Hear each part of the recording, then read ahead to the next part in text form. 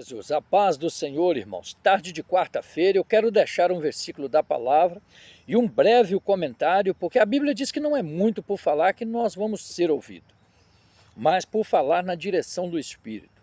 1 Pedro, capítulo 5 e o verso 8, sede sóbrio e vigiai, porque o diabo, vosso adversário, anda ao derredor como o leão que ruge, buscando a quem possa tragar.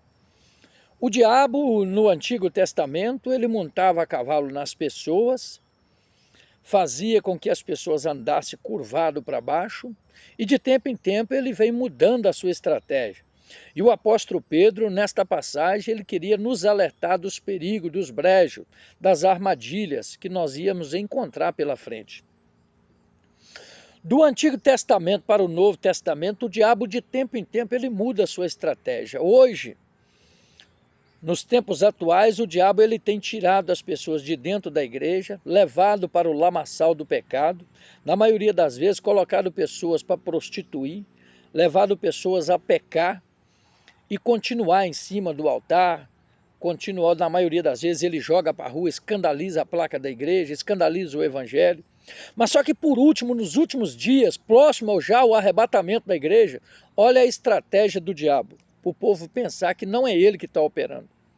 Porque o espírito do engano ele é terrível na vida de um homem ou na vida de uma mulher. O espírito do engano tem apostado da vida de pessoas dentro da igreja, e se os pastores, os dirigentes de congregação não tiver o discernimento espiritual, porque a igreja pentecostal ela é conhecida pelo orar em mistério, o falar em línguas, o dar glória a Deus e aleluia. Uma igreja avivada, o diabo não resiste. Não há capeta, não há demônio, não há enfermidade que fica dentro de uma igreja que tem o barulho pentecostal direcionado por Deus. Porém, o diabo ele tem usado os seus cavalos nos últimos dias para calar a igreja. O diabo ele quer de todas as formas tapar a boca dos crentes dentro da igreja. E os pastores, que na maioria das vezes eles não buscam, eles não jejuam, não oram, não estou aqui ridicularizando, dizendo todos não. Existem alguns homens e mulheres que têm o discernimento de espírito. Eles estão pagando o preço e estão em comunhão com Deus. Eu digo aqueles homens que já se apostataram da fé, eles se acomodaram, para eles o dízimo e a oferta está tudo bem. Eles não estão nem aí para culto morno, nem eles sabendo que Jesus vai vomitar da boca dele. Observa bem que o diabo ele tem chegado para as pessoas e falado, olha, o irmão fulano de tal é bonzinho, mas ele grita demais, ele faz zoeira demais, Jesus não é surdo, não precisa disso, não precisa gritar. Pode saber que é o diabo que está operando na vida desta pessoa. O diabo ele quer causar contenda, ele quer calar a boca da igreja. Se o pastor não tiver discernimento, não tiver visão, ele acaba exortando esta pessoa e corrigindo a outra pessoa que está certa.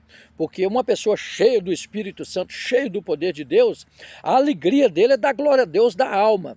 Mas o diabo ele tem levantado nos últimos dias e as pessoas precisam ter o discernimento espiritual. O diabo tem colocado cubichão no ouvido das pessoas, tapado o ouvido e cegado o entendimento para que as pessoas, irmãos, não consegue entender o que é e o que não é. Uma igreja ela tem que ter um avivamento pentecostal nascido da palavra. Uma igreja que não tem aleluia, ela não tem glória a Deus, ela não tem batismo com o Espírito Santo, ela não tem renovo, ela não pode ser chamada de uma igreja evangélica. Ela tem que ser chamada de um centro de umbanda, ou ela tem que ser chamada de velório, ou ela tem que ser chamada de cemitério. Porque não pode, uma igreja pentecostal ela é conhecida pelo barulho pentecostal.